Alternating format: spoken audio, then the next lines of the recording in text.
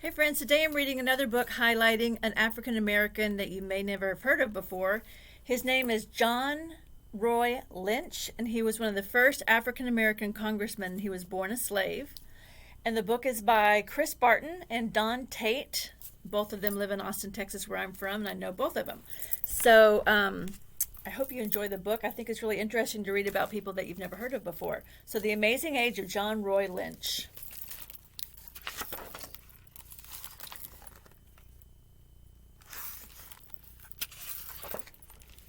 John Roy Lynch had an Irish father and an enslaved mother. By the law of the South before the Civil War, that made John Roy and his brother half Irish and all slave. So that doesn't seem right, does it? His father was white and his mother was black and she was a slave, but that meant he was a slave no matter what. His father lacked the power to change the law. He was just an overseer, a hired hand. Besides, while he may have loved these slaves, he most likely took the whip to the others. But Patrick Lynch, it was said, had a plan to liberate Catherine and their children. The law would allow him to buy them. They would belong to him, but he could let them live as if they were free. So he'd have to buy the mom and the boys, and they would belong to him as slaves. John Roy was just a toddler in 1849 when his father took sick and died. Pat Lynch left all that he had, including his unfinished plan, to a friend named Deal. But Deal did not liberate Catherine, nor John Roy, nor William. Deal kept them enslaved and sold them to a new owner. Doesn't sound like a very good friend to me. John Roy might have been free by the time he was 2, but he was not. Precious time, years of would-be freedom were lost. So he probably asked his friend to free them, and he didn't. That didn't seem like much of a friend. John Roy's new owner, Mr. Davis, did not send him out to work in the hot Louisiana cotton fields. Instead, Mr. Davis kept John Roy at his big home across the Mississippi River in the city of Natchez. His job was to fan Mrs. Davis, serve her ice water, and open the door of her carriage and shoo the flies from her table. She must have thought he would be grateful for the privilege.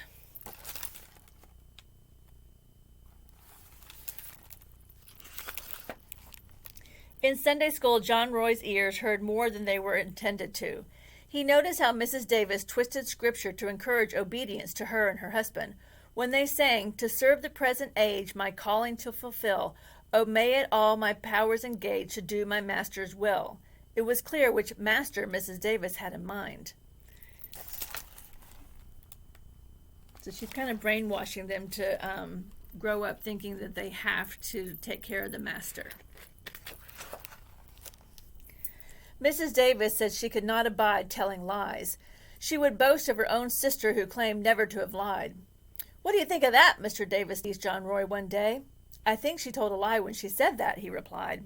Full of rage and spite and hurt, Mrs. Davis banished John Roy from the big house on Homachito Street. She sent him across the river to Tacony Plantation to hard labor and swamp fever amid the cotton balls. She was not alone in rage and spite and hurt and lashing out. The leaders of the South reacted the same way to the election of a president, Abraham Lincoln, who was opposed to slavery. They quit the United States and formed their own country.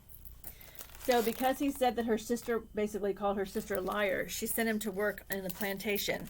So he was working in the house. He was still a slave, but at least he wasn't doing hard labor. Now he's out. Look at him. And if we live up in the Northwest where it doesn't get that hot, I'm from the South. It gets really, really hot and really humid, and it's miserable. It's really, really difficult work. The Civil War had come. Mr. Davis and others in gray uniforms fought for their freedom to deny John Roy his freedom. Northerners in blue battled just to preserve the Union. Then, to strengthen the Union, President Lincoln declared that the slaves would be free. So the Union were the states in the North that did not have slaves, and the Confederacy were the states in the South, and they had formed their own country because they didn't want to be told what to do, and they wanted to keep slaves. And so once the Union won the Civil War, President Lincoln made slavery illegal. For John Roy, true emancipation came the summer he turned 16. So for 16 years he was a slave. It did not come from the president's pen or even the arrival of 200 blue-clad men on horseback. It came instead when he sold a chicken for a dime to a Yankee soldier and bought himself a boat ride across the river back to Natchez. Elsewhere, the war still raged. Here, for John Roy Lynch, it was the beginning of an amazing age.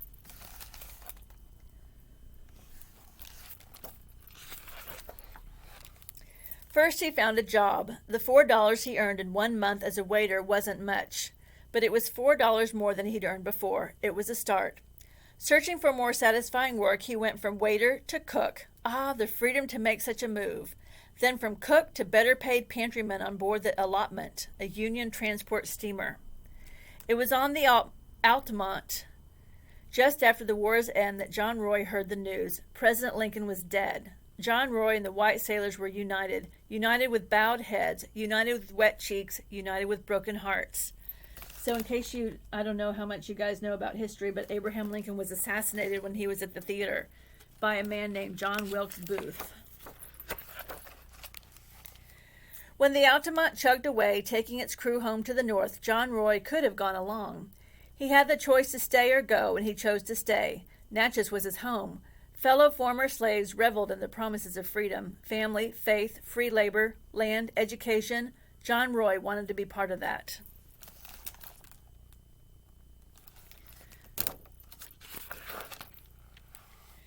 Freedom, however, soon turned sour. Mississippi whites passed laws to make Mississippi blacks into slaves under different names: apprentices, vagrants, convicts. Under those laws, the fines and jail time were harsh for blacks who treated whites as equals, and harsher still for whites who treated blacks the same. And sometimes hate-filled whites dealt out penalties far worse than what laws called for. So that's the hard thing, is so they said that slaves were free, but think about it. They can't read, they can't write, they've never held a job where they got paid, they have no place to live, and they have no money to find a place to live. And so really, they didn't have a lot of options. A lot of people end up staying on the plantations where they lived, and they got paid a very small amount, but never enough so they could move on and start a life. And they were not treated well by the whites, because the whites were mad. They didn't want them to be free. They liked slavery. They liked having free labor. In too many ways, this new world of black and white was just like the old one. But in another new world of black and white photography, John Roy found opportunity. At 17, he became the messenger for a local portrait shop, and soon he took on more responsibility. Trusted to develop the photographs, John Roy continued to develop himself. He took note of everything, every detail of operating the shop. Because the shop owner had John Roy Lynch, he didn't need anyone else. By 19, John Roy was running the place by himself. So he was smart, and he was hardworking, and he was getting ahead.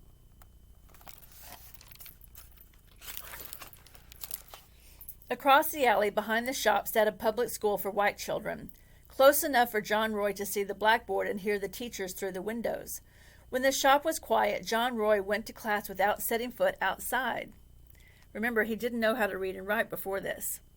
At a night school taught by Northerners, John Roy learned to compose letters. Simple at first, then elegant and soaring. He read in newspapers about how unhappy the victorious North was with the stunted freedoms of the South. John Roy knew that changes would be coming to Mississippi. So Northerners came down south and they started a school, and he learned how to read and write. When those changes came in 1867, it meant black men would be able to vote. Not John Roy, though. He was still too young. All the same, he got involved in the Natchez Republican Club, making speeches and stirring up support for a new Mississippi Constitution. And he began buying land. It hadn't been so long since John Roy had been forced to work someone else's land, but now he owned a piece of this earth for himself. John Roy bought more and more, including some of the property of his own on Hamachito Street, which is where he had lived when he was a house slave.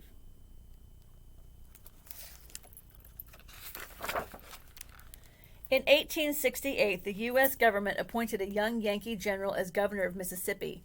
The whites who had been in charge were swept out of office.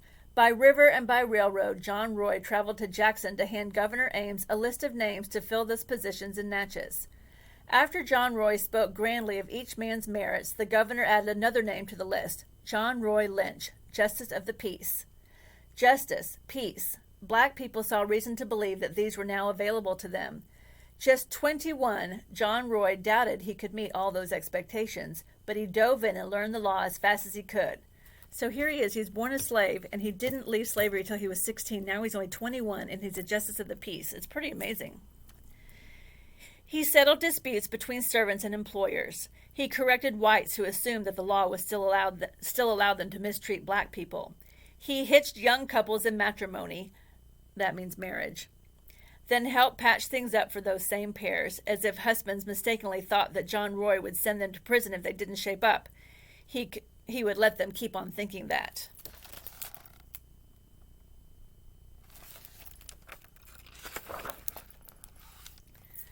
This says the Mississippi House of Representatives.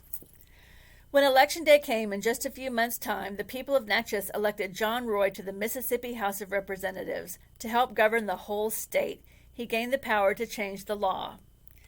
Here and there around the state, whites tried to bully black voters away from the polls through whippings and beatings and threats. They didn't succeed, but they didn't give up either. Clearly there was work to do, and John Roy worked to make freedmen like himself truly free, not just in name only, but full-fledged, fully educated citizens.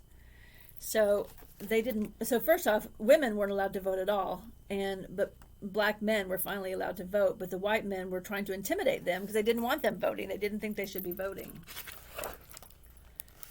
Mississippi's people as a whole were poorly educated.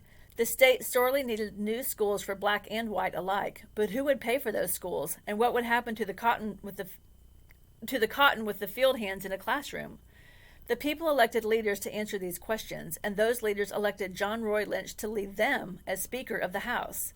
That kind of meant he was basically in charge of the House of Representatives. John Roy was only 24 years old, and he was still on the rise. In 1872, voters all the way over to the Alabama border and down to the Gulf of Mexico elected him to the United States House of Representatives. That means he will go to Washington, D.C., and represent Mississippi as a delegate, which is really amazing.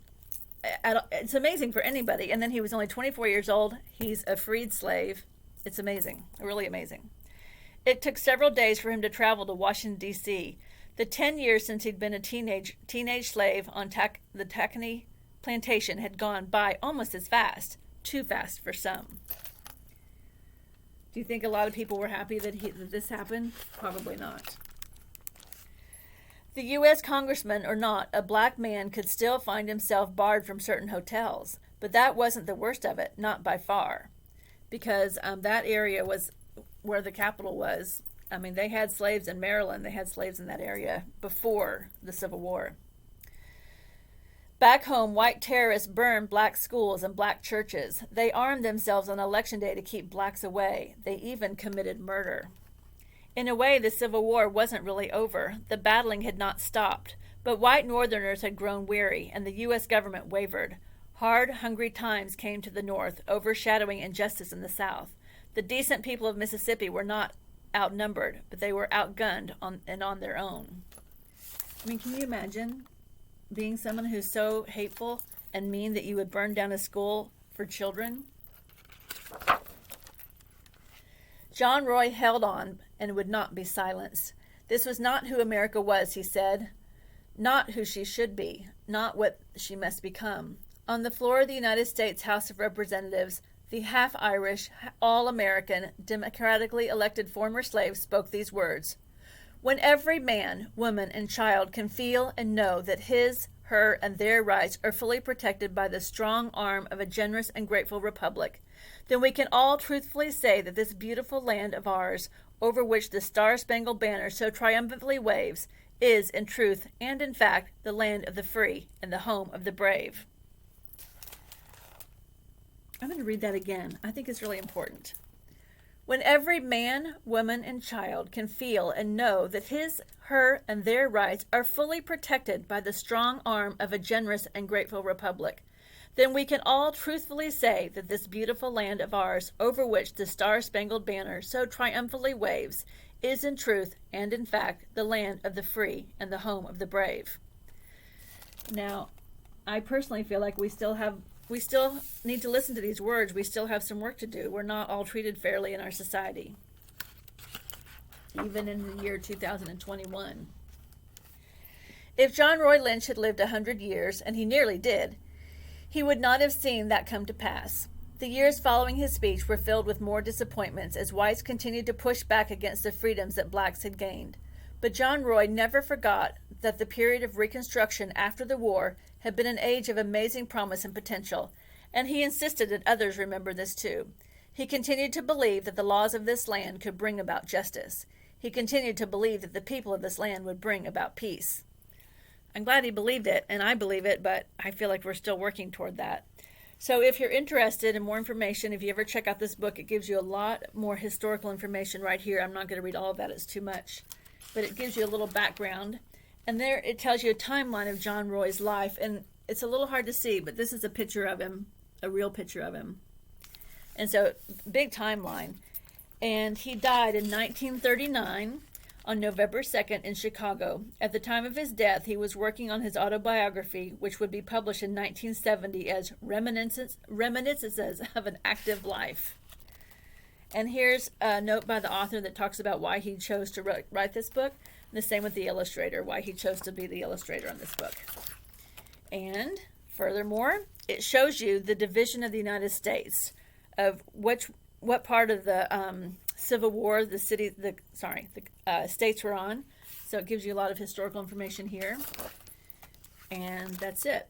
So a really good nonfiction book and a good biography will tell you a lot of information. It'll give you historical notes. It will highlight things they might not cover in the story. And so that's why I really like this book. And I really like learning about someone I didn't know about before. All right, friends, happy reading.